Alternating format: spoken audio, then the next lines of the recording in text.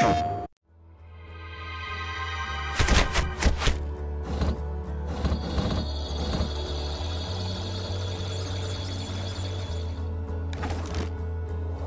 wanted to have a big world for Watch Dogs, and it is. I mean, you can drive a very fast vehicle and cross the city, and we wanted to keep all the details and all the density of the city as you crossed it, and at 200 miles an hour. But more importantly, we wanted to have a deep city. We wanted depth. We wanted a lot of density.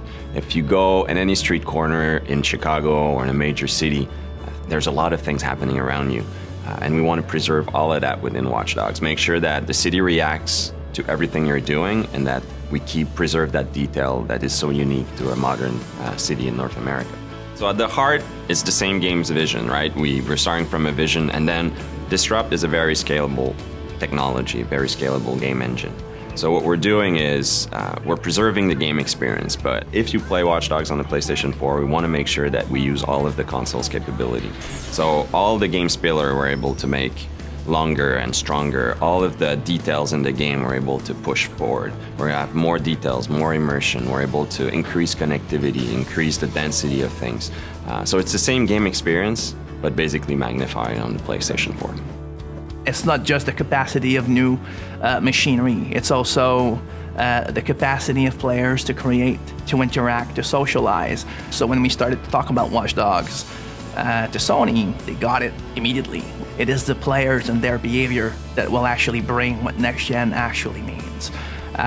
We're starting to make a machine that has to acknowledge how our society work, how our people interact with each other, how they play with each other. One of the things that we realized when we look at the PlayStation 4 is I think a lot of the things driving decisions for Sony were in line with some of the decisions that we were taking on Watch Dogs. I mean, Watch Dogs, one of our core pillars is connectivity. The first layer of it is the main character can connect to his whole environment. He can control the city, hack into any computer. But the game itself, we're applying it to the game. So the game is connected in many ways. So we want the player to be able to connect to Watch Dogs even through his mobile, be able to play directly with people who are on their console, who are on their PlayStation 4, even if he's on the bus.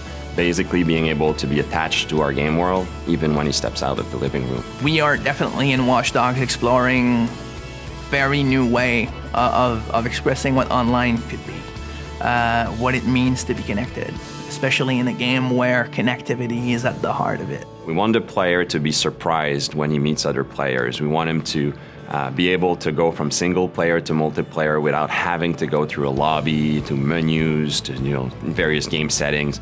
We want things to be natural. We want him to go to breach the wall between single player and multiplayer, if you want. I like to say that the best moments in Watch Dogs, the player is going to create them, and those are the moments we want him to go. When he goes to the office or at school the day afterwards, we want him to talk about it with his friends, right? Well, now if we're able to share a clip of that, it's even more concrete. It's your clip. You created that wow moment, and you can share a video of it. I feel like games are there to enable people to create, to think, to wonder. It's a lot more than just pressing buttons.